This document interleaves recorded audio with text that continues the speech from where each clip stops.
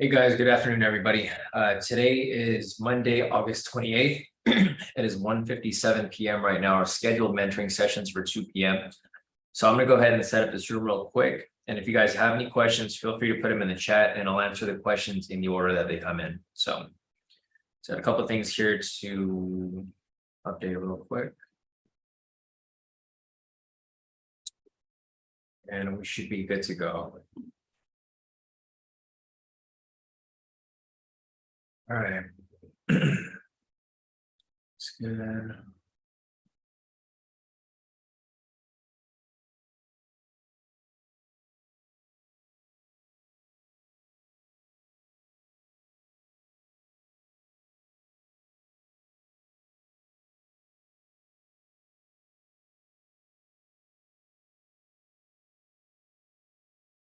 All right, looks good. Let me go and send this link out to you guys here in the premium.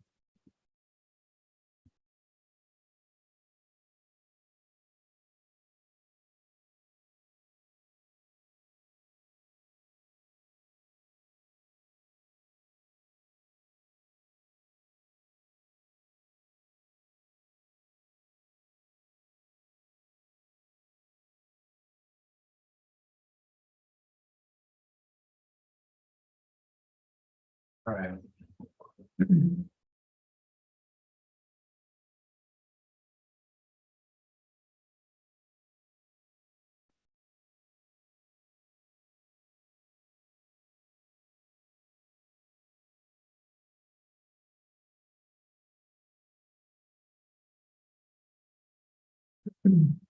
All right, I'll give a few moments for people to make their way in. And then we'll get started shortly.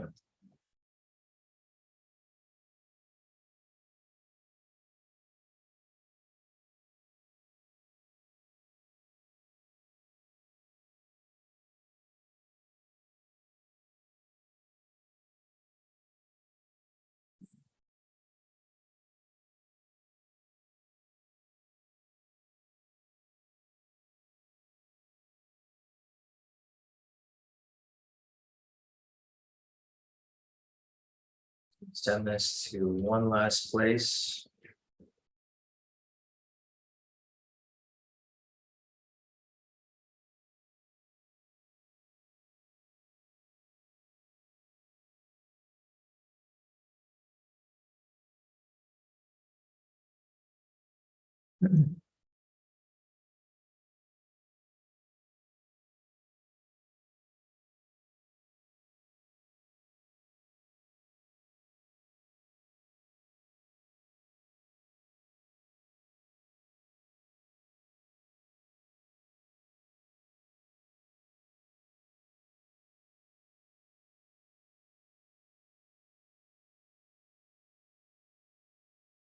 All right, guys, good afternoon, everybody. Today is Monday, August 28th. It is 2 p.m. right now. Our scheduled mentoring sessions for 2 o'clock. So we're just about to get started. If you guys have any questions, feel free to put them in the chat. And then we'll cover all of your questions as we progress through this session. So I only have like one question that's lined up, prior to this live session, mainly just some examples of the momentum pullback scalp. But I do see some questions over here in the Zoom. So, all right, looks like we are good to go. Hey, Barty, how's it going? CJ, good morning. Yeah, I know it feels like it's still morning, right? Since the market today was kind of off. All right, so let's go over these main questions first, and then at the end I'll cover some examples of the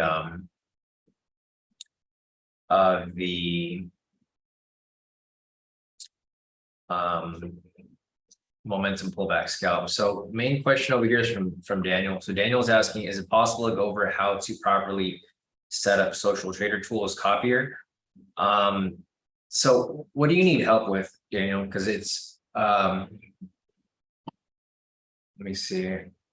I don't necessarily want to show mine because I have like 10 accounts on here and I don't want to show all my logins for all of them. But if you want to pull up your screen, we can look at your screen and I can help you with whatever you need help with. But I just don't feel comfortable putting my social trader tools up here because I have a lot of accounts on here and people have tried to hack me in the past. So I'm not going to take that risk. I mean, there's a lot of videos on YouTube and online showing how to put it up. It's pretty self-explanatory. So, I mean, if you want to, pull up your screen, we can do it, but yeah, I don't really want to pull up mine because I have, or if you have a specific question, do you have a specific question regarding it? Like, well, where are you running into problems with the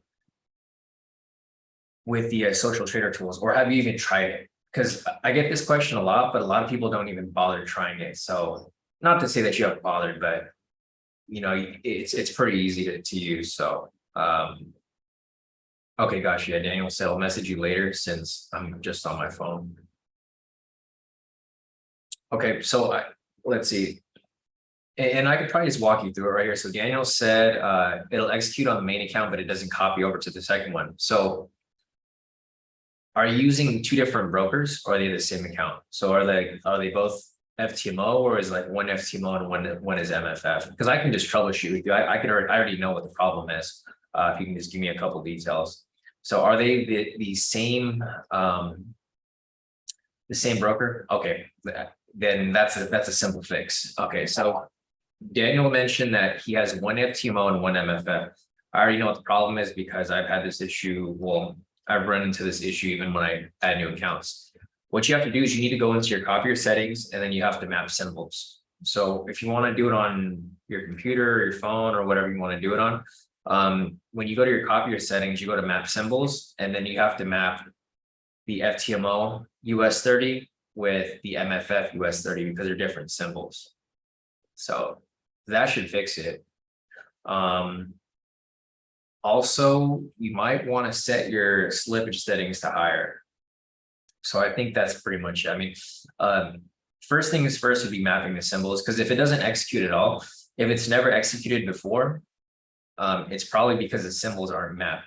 And since you're not familiar with it, I'm pretty sure that's what it really is.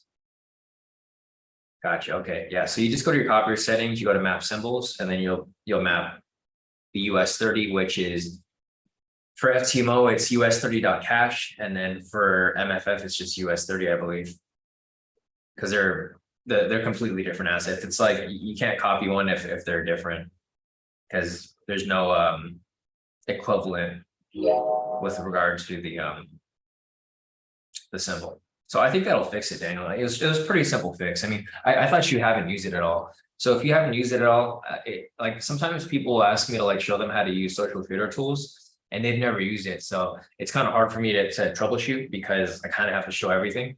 But for you, Daniel, I think you're good. You just got to map the symbols and I think you should be solid. And it's the same way with any other broker too. So for example, here I have FTMO, I have MFF, and then in the past I've had Hugo's Way. I'm trying out a new personal account. I'm trying out Hero FX. I've never used Hero FX before, but I see a lot of people promote it, so I figured I might as well give them a shot if other people are using them. So I opened a demo account with Hero FX just to see, how their executions are. If they're good, then maybe I'll use them as a personal. It's just hard finding a personal account or a broker to use with my personal trades because I tried to use Henko and they were good years back, but when I tried to add them on again, they weren't good at all. So trying out them. And then also I decided to give TFF another shot. I mean, I really don't like TFF, but Kip's been using them and Casey's been using them and they've been getting payouts. I mean, Kip's on the leaderboard of TFF. So I figured I might as well give him a shot.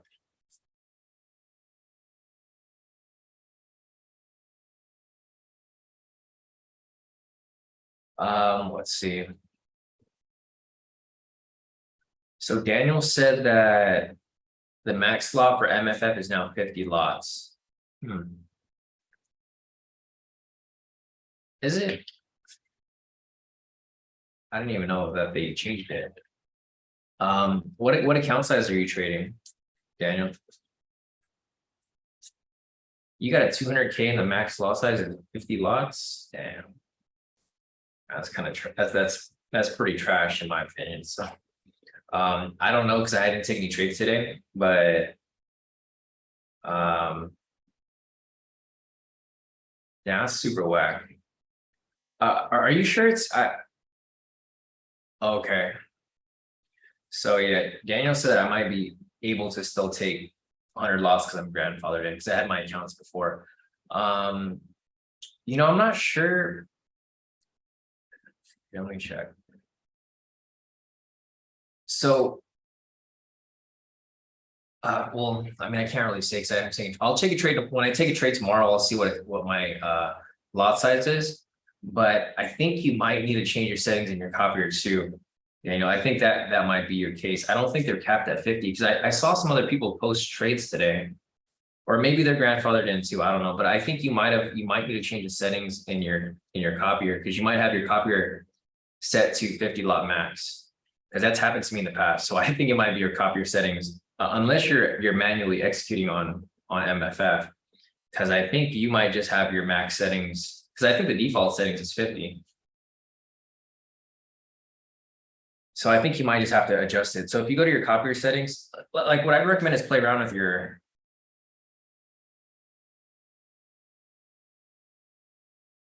That's weird.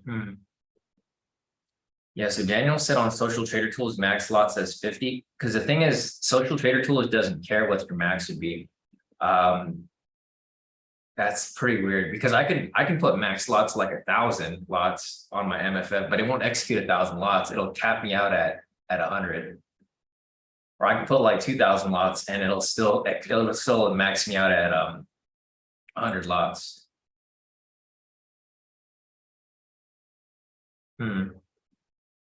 Yeah, I can't really say exactly because I haven't opened a new account with MFF anytime recently, and I haven't even taken a trade with them since Thursday. So I mean, we'll see if there's anybody else in the group that has the same issue, Daniel, but I can't really say for sure. So hopefully it's not the case, because if that's the case, that's going to suck if their like max slot is now 50 on MFF. Yeah, it's going to suck. We'll see. Obviously other people are going to complain about it if that becomes the case, and I think they might make changes.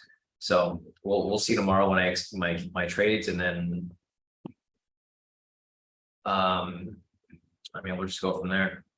So yeah, is there any other questions, Daniel, regarding the Social Trader Tools, the copier?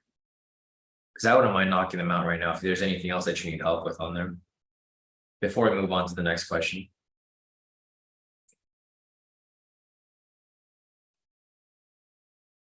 Let's see. Barty said taking the second touch on lower liquidity levels have changed the game. Thanks, bro. Yeah, definitely, Barty. Yeah, no, the second touch is pretty solid if you're taking the liquidity pushes, especially on the lower levels. Barty's mentioned that he's been taking them, so he's been killing it. I mean, I saw his profits from today; they're pretty solid. I think he took like one trade today, right, Barty? Yeah, he took one trade over here. Took that touch. Total profit of 300 for the day. So nice profits there. All right, no problem, Daniel. If there's any other questions, feel free to pop in. If anything, maybe I can create another. Actually, maybe I'll find a way to mask my account numbers, and then I can probably show you guys examples on the Social Trader Tools. It's just in the past, obviously you guys know how it is. Like you guys start to show stuff, and then people will try to like hack your account or come up with your password and stuff, and it just don't want to risk losing my accounts. All right, so let me scroll up. Next question is from iPhone. iPhone's asking, "Hi Sean, can you go over the support and resistance? Can you go over the support and resistance example using the SR indicators you discussed on the live?" There's a lot of examples I can show you. iPhone, is there a specific example that you want to see? Like you want to see that same example, or do you want to see something different? Because I can show you a lot of examples. It just depends on what you're looking for, like if there's a specific time frame you like, but if not, it doesn't really matter. I can just show you that example. It's not a big deal for me to pull that up. So I think it was right here on the 5 minute, right? if I remember correct. I think it's still here. I didn't even move from it. So I think it's still at the same time that we were looking at on the 5-minute right here. So let me see. Okay, any example. So I mean, we can go back to the same example here that we were just discussing. So the example that I was showing you guys from the live session today. So this is a question that I got from another member in the group. He doesn't necessarily, it's not that he doesn't like our strategies, it's just that he's kind of like, he trades a certain way. He learned how to trade one certain way, and that's the only way he likes to trade, which is support and resistance. So a lot of people like to trade support and resistance. And the problem with him is that he keeps marking up the wrong support and resistance. So for example, here, if you don't have my indicators, this is what a clean chart would look like, right? So basically, and he showed me this same exact example. And what happened here was he marked this up as his resistance. And it's a given, right? It's not a problem because you can see a lot of people identifying this as resistance. But the problem with people who trade support resistance is that everybody identifies, their support resistance at different points. So he would take trades like this, and then he would lose trades. Like, for example, right here, he saw something like that, and then he ended up, losing the trade because that wasn't the proper support resistance. Like, the problem with this here is that there's so many different areas of support resistance. Like, this could be, well, for me, I already know this is a resistance. But if you're looking at this from a different lens, you'll see resistance at different points. So what I told him was, if he wants like a pretty much clear example of resistance, like what you could do here is you can kind of identify where the resistance is. Like, for example, I mentioned, some people might identify this as a resistance right here. You can do that. But once you identify resistance, then turn on the indicator, the SRV2, and see where the resistance really is, right? So the way that I produced this indicator was that my code identifies exact price touches. So it's not necessarily near price touches, it's the same exact price touch. So see how there's a line right here? This resistance was produced because this same exact price point, and you can see right here, the price point for this is 34,483. My algorithm has identified this price point has been touched in the past. It might be on a higher time frame, it might be on a lower time frame, but the same exact price was touched in the past. The only way for the support resistances to come up is if the exact price point has been touched at some point in the past. Doesn't matter the time frame, it just has to be touched in the past. So the reason why I created this indicator was to identify algorithms, right? You guys know, like, bank algorithms, they basically trade at certain price points. And that same price point just keeps getting touched. So instead of like kind of guessing where your support resistance is, you just turn on the SRV2 indicator. You can turn it on with body levels, or you can turn it on without. So if you turn on the body levels, you'll just have like this whole zone right here. If you want to trade zones, or if you just want to trade levels, you just turn that off and you don't show the body, it just shows the level right here. So now, since I'm able to identify this as a resistance, if you're a support resistance trader, what do? You trade off these bounces, right? So for example, here price comes up and it rejects off this point, right? This is the resistance right here. And there goes another resistance right there. If you see something like that, then what do? You enter a sell, right? If you're trading support resistance. I'm not a support resistance trader, so I'm not here to teach you how to trade this specific style. I mean, if you like to trade support resistance, you can use my indicator to improve your strategy. So I'm not going to teach you how to trade support resistance. It's pretty self-explanatory, but I'm not going to teach it because I don't trade that. I only teach stuff that I trade. I don't try to fake it and try to teach you guys like a bunch of stuff that I'm not a master at. I'm good at trading momentum and trend. But I can show you different strategies. I've been trading for so long that I've tested. I mean, support resistance used to be one of my main strategies. I mean, we have a couple strategies here that are based off support resistance. That's another reason why I created the indicator. But this is the example that I showed during live, where if you want to trade something like this, and the person who asked me the question, he likes to trade 1 to 2 risk toward, right? So for example, here, he places his stop loss above the support for a 1, and then his TP's to, times 2 away. So stop loss would be right there. He would enter the position, price would come down. And then sometimes people like to double dip into these positions. They like to take like a 1% risk, So when price comes back up to retest it. So for example, right here, price comes back and retests it, right? Now that's a triple top. If you're trading support resistance, you're using the same indicator, you turn on the SR indicator to identify the zones. You can see the zones that are tested again. And then you can just double dip into the position if you really wanted to. You don't necessarily have to, but if you wanted to, you could, especially if you're taking a 1% risk. For again, right there, 1 to 2 risk reward, the trade would have ran, came back down. I mean, you could have triple dipped into this. Like some people like to triple dip into it. You'd have 1, 2, 3 touches right there, or 4 touches actually. There's 1 here, and then it basically triple rejections off that same resistance. And then if you had 3 positions there, you could have entered, multiple points. Right there. So this isn't necessarily showing you a specific strategy. I'm just showing you guys that if you guys have a strategy, you can tell me what your strategy is and I can show you how to make it better. Odds are if you're trading with this, you're probably not 100% with your trading, right? You probably have a trading strategy or you have a style of trading, but you're just not there because you don't know what to do. Like whenever you run into problems, you don't know how to troubleshoot it. The thing with me is I've been trading for so long, so I'm able to troubleshoot a lot of things. If you have a specific strategy, I probably have an indicator to fix that. But support resistance is just that's just the tip of the iceberg. That's like one way of trading this way. I mean, another way that people like to trade, and I only know this because I know all the popular strategies. I know how everybody trades. And for me personally, I like to do the opposite of everybody. If everybody's trading a certain way, I typically want to do the opposite of that, right? I'm not trying to trade like everybody, because if you trade like everybody, that's how you get burned. So another way that people like to trade is break and retest patterns, right? The same person that asked me the question, he was asking about break and retest because he's from another group. So he kind of he learned how to trade somewhere else, but they kind of just gave him they just gave bits and pieces. They didn't necessarily really help him get better. So another thing here is if you want to trade break and retest, like for example, here's a support resistance, see how price breaks past the structure, which is the resistance, and see how this next candle right here retest. So price comes up, breaks, this candle right here retest. And the thing with him is so let me just show you guys real quick. If I take the indicator off, you wouldn't really be able to identify the structure right there, right? I mean, you maybe you would be able to, because it's possible. I created these indicators from scratch. So, I mean, if you wanted to identify that as a resistance, you could have, but you wouldn't for sure know that was resistance. If you have the indicator here for the SR, you already know the resistance is there because it's lined up for you. You don't really have to do the work to think. So you got the pattern right there.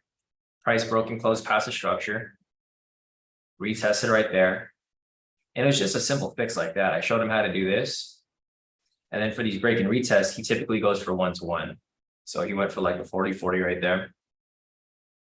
He would have let the trade run and full TP on that next move.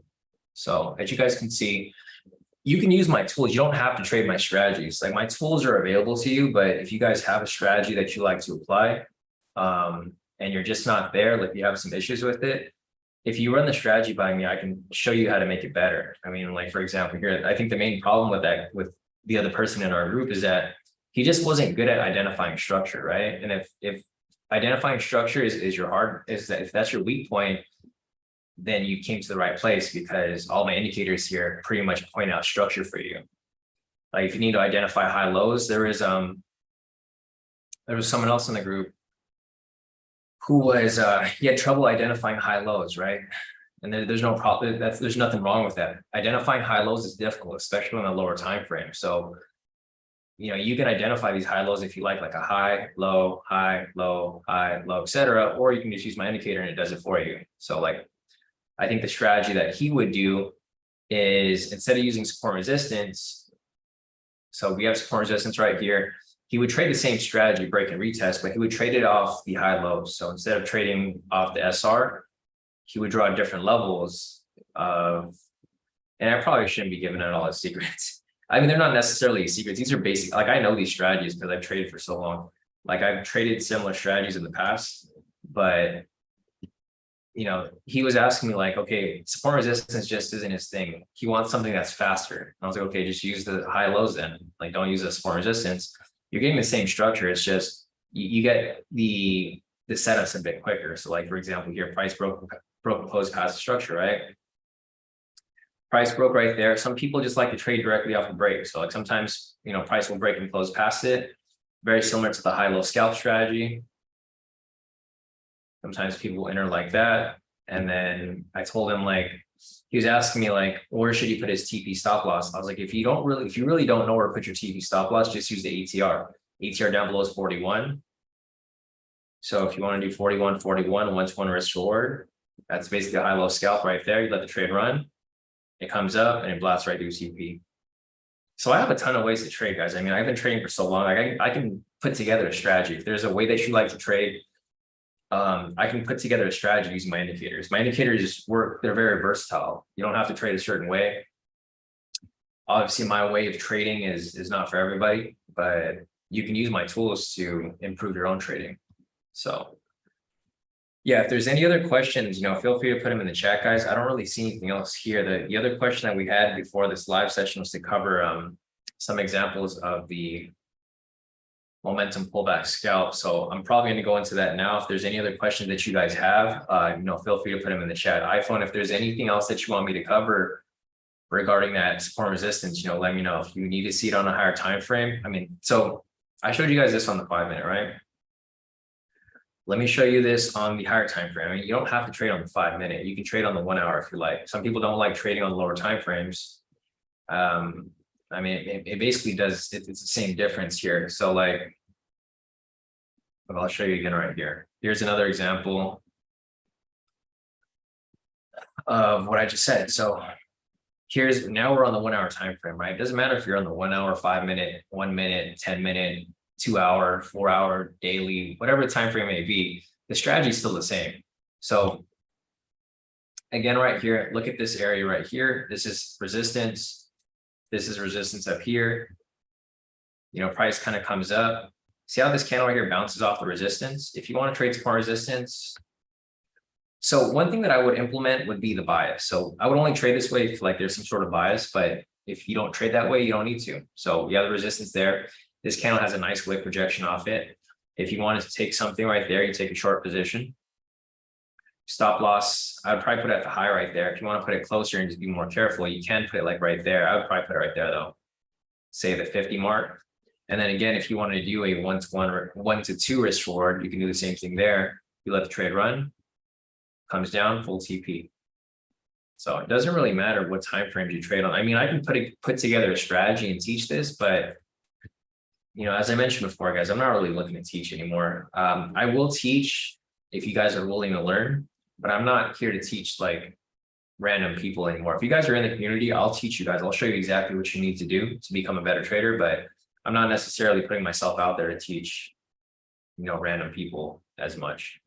So, yeah, I mean, there's a lot of different ways of applying this, different types of examples.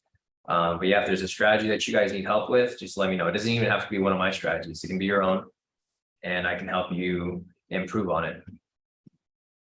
I'm just passing down the knowledge, guys. I've been burnt trading so many times that realistically, I just want to teach you guys because it helps me get better too. Like sometimes I'll teach you guys, one of your strategies, and then I might have like an epiphany, and I'm like, okay, maybe I should be applying something like this too. And then I'll put together my own strategy using parts of your strategy. Like typically, if someone shows me their strategy, I'll take the best parts of their strategy and I'll make it my own. That's typically what I do. Because I feel like a lot of people have there's a lot of fluff in people's strategies that is like super unnecessary.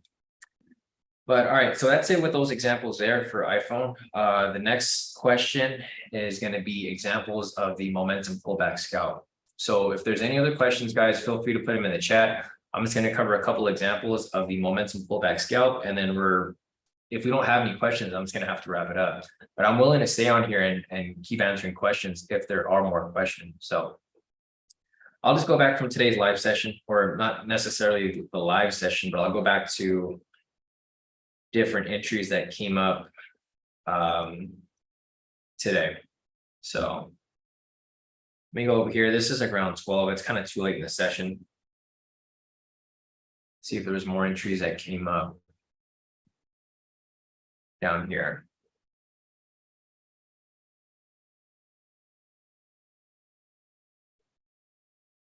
So there's no entries here.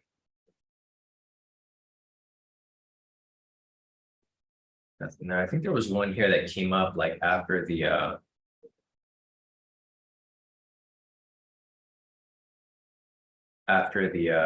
we got off the live.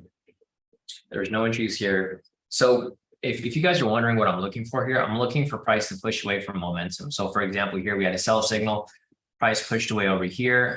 The trend started to shift at this point, but then price never went directional from that point. Right here, we have a buy signal. You can see the trend starts to shift a little bit right here. Okay, so here's one example right here.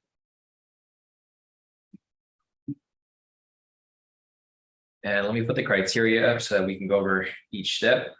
So looking over here at the momentum pullback scalp. So first you want to identify the direction of momentum. Right here we have a buy signal, that's step one. Second, confirm the trend using the pivots. You can see that price is above the pivots. Pivots are angling up. That's going to be step two. Step three, confirm the trend using the trend meter. Trend meter down below is green. Step four, confirm a directional push in that direction. You can see right here, price pushed up. Step five, confirm a pullback in the opposite direction. This red candle right here is going to be the pullback. Once you've confirmed all of that, you just want to make sure that the pullback doesn't pull past the momentum signal, which is way down here. So obviously that gets met. And now you can enter at the next bull number. So right here, price pulls back. Your entry is going to be right here at the 10 mark. You'll go in for a 10-25 split.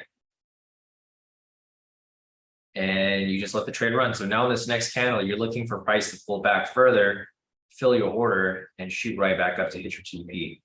So going over to the next candle, it went straight to TP with like literally no drawdown. You can see right here, price kind of wigged down a little bit. It wigged down really quick, grabbed your order, and then shot straight back up to your TP. So there goes one example right there that happened after the live session. Right here, there's a sell signal, but price never pushed away. Right here, price pushed away, price retraced up, and then a buy signal came up right here. So you would have pulled out earlier for a small, very minimal loss. Again, this is after the live session. So a lot of, basically all these entries here are not entries that I would personally be taking because I just don't trade after the live session like that.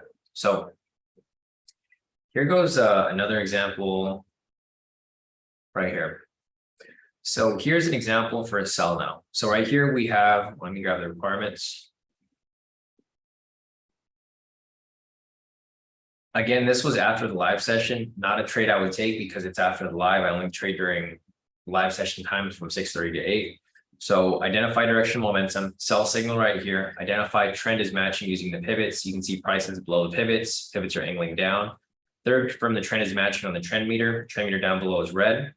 Fourth, confirm a directional push in that direction. We have a directional push right here. 5, confirm a pullback in the opposite direction. This green candle right here is a pullback. 6, confirm that the pullback does not close past the momentum signal. Momentum's way up here. This candle closed down here. Everything lines up. Once you have it lined up right there, you can enter at the nearest 10, which would be right here at the 50 mark. You set up your TP stop loss, 25.50. And at this point, again, right here, you let the trade run. So you let the trade run, goes forward. It could have possibly filled right there. I don't know if it filled. Maybe it did, maybe it didn't. If it didn't fill at that point, you can still wait. Because it looks like price kind of pulls back again right here. This candle pulls back. If it didn't fill in that first candle, it would have filled right here. And price would have came right back down and hit your TP again right there. So you had two different opportunities right here on this first candle. If that didn't hit, it would have filled it again right here, and it still would have hit TP. Both of those entries came after the live session, so they weren't anything that we could have taken during the live. And other than that, looks like there was another one right here. So this entry actually came up. Like, right, I don't think this is one I would take. I think the volatility was too low at this time because we did get off the live session around this time right here. So price pulls up, never fills, pushed down below, pushed up again right here. Depending on where your entry would have been. So if you entered from right there, would have hit your TP. Actually, if you would have entered right here, it still would have hit your TP too. So let me just go back to this example right here. So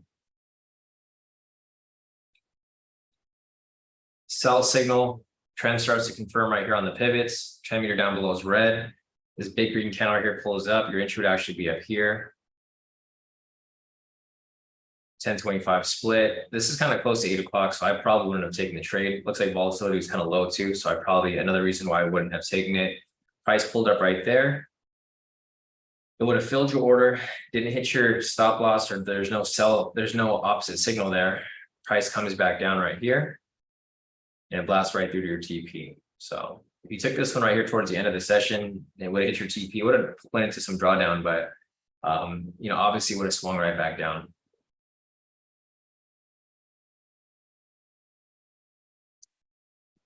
All right, so those are pretty much all the examples from today's trading session. There weren't really too many entries. Volatility was kind of low. We have a question we heard from Barty. Barty's asking, Sean, can you show me today's chart with the high-low indicator at 8:01, 8:04 Eastern? In chart. Okay, so yeah, so Barty's on Eastern time. I'll go over here to, he said 5:04.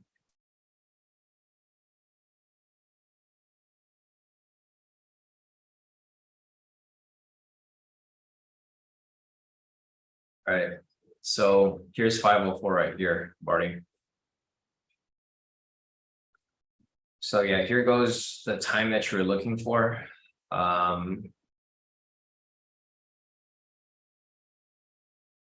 I'm trying to figure out what you were looking at. I mean, there's a V1 not really a V1 variation because there's no pending signal, but it's more of a V1 continuation. There's a double body right there. You could have taken that for a buy. I wouldn't have taken it though. The volatility here was super low, is at like 4 ATR. So, and if that's the case, the spread would have been super wide. I mean, it probably still would have hit, but I wouldn't have taken it. I mean, yeah, eventually it would have hit right there, but I wouldn't have taken it because the volatility was so low. So if there's is there anything specific here that you were looking at, Barty? Or anything that you wanted me to cover? Because there's high lows there. Unless you're looking for liquidity, this might be liquidity that you're looking for. Not necessarily anything specific, but there are some high lows right there at that point. I'm just thinking liquidity because that's typically what you like to apply. Yeah, no problem, Barty. If there's any other questions that you guys have, feel free to put them in the chat. We've been on this mentoring session for about 40 minutes now. I'm willing to stay on. It's just I don't have anything specific to take a look at. We haven't covered anything new. We've been applying the same strategy for the past 3 or 4 months now, so we don't really have anything new to really review or cover. Again, if you guys are new and you guys haven't looked at the new video explaining the high-low momentum scalp, just go to the course. So if you guys are brand new here and you guys don't have any access to anything, just go to the website, kodikaitrades.com, click on unlock your free access right here. Once you guys do that, you'll pull up the course. Again, this is what the course looks like. If you go down to module 4, the video for the momentum pullback scalp is going to be right there. And it covers everything pretty much in detail. So that's the same strategy we've been applying for probably the last 4 months now. It's been pretty solid. We don't really need, for me personally, I don't think I really need anything different because I feel like just focusing on that one strategy helps me avoid over trading and revenge trading because I'm just looking for one strategy the entire time. I mean, there's other entries that come up, but I typically just ignore those and I look for my quality entry to come up. So, all right, guys, if there's any other questions, feel free to put them in the chat. Otherwise, we're going to wrap this up pretty soon. I just don't have anything else to cover. If we had some new stuff to cover, then, obviously we'd be on here more. But there's just nothing for us to cover right now because we've been applying the same thing for the past 4 months now. Looking at the news for tomorrow, we actually have a lot of news. So just keep that in mind, guys. Tomorrow at 6 a.m., we have S&P CS Composite year over year, and then month over month at 6 o'clock. High impact news. We also have CB consumer confidence at 7 o'clock, JOLTS job openings. And then just a reminder, this is NFP week. So price might move a bit tomorrow. and then it'll pick up again on Wednesday, Thursday, and Friday. So I'm hoping that's the case, and we just get a slow day today, and then the next couple of days are going to be a lot more volatile. But I mean, who knows? We'll see. So, all right, guys, I'm gonna wrap this up. I don't have any more questions. If you guys have any other questions, or if you guys are just too shy to ask me the question on here, here, one last question from Dan. Dan's asking, hi, Sean, when about in September do you think the institutions will be back from the holidays and market will be back in full volatility? There's no set date for it. I'm assuming it's going to be probably mid-September. I mean, I don't know. We're in a different type of market right now. Like we're still not in a regular market because we have like the recession and not really recession. We have more, I would say more so inflation news. We have a lot of inflation news. It ties in with the recession. So inflation, interest rates, and they all tie back to recession. But I don't think we're going to go into a recession. I think the inflation is just going to keep going up. I don't think there's any bubble that we're in right now. It's just, you know, it's a different type of market. Like if it was a regular market, then, you know, normal time would be like early September. Early September, people are back in a full swing. It's just, you know, consistency. But every year has been kind of different. Like 2 years ago, we had COVID. Year after that was COVID recovery. Year after that, we had the Ukraine war. This year, we have the depression, inflation, interest rates. And then next year, we have the elections. So every year has kind of been different. So it might happen like, you know, maybe later. I'd probably say late September. I feel like right now, a lot of the market makers and institutions are they're kind of being a little more cautious because they don't really have full control of the market, right? They have control of moving it, but they don't necessarily have control of just continuing to push. I think one thing that you might want to look out for too is going to be sentiment. So if sentiment picks up, it's going to be easy money for the market makers, right? So it's at 61% short right now. If this goes up to 65, 70% short, market makers are going to come back and play in the market, right? Because they want to come and just screw everybody over. So there's a lot of different factors here that you want to look at, but there's no set date. I'd probably aim for like maybe mid-September to late September for higher volatility. You know, the later and later you get into the fall season, the better. The thing that you also want to keep in mind is that summer kind of started late this year. So, you know, the nice weather didn't really come around until like late summer. So the thing is, people are taking later vacations in that instance. But who knows? We'll have to see how that ends up playing through. Yeah, exactly, Dan. You know, fair enough. We'll see. That's why I typically don't like looking into the future. I just like looking into like what's happening for that specific day. Because the sentiment here can shift. Like this morning it was at 54%. It's now at 61. It jumped almost 10% within one day. So I would just keep checking like day to day and then see how, you know, the market's looking. Because you don't want to jump too far ahead and then you end up making mistakes, right? I've seen too many people do that. And it could be fatal to your account if you end up thinking too far ahead.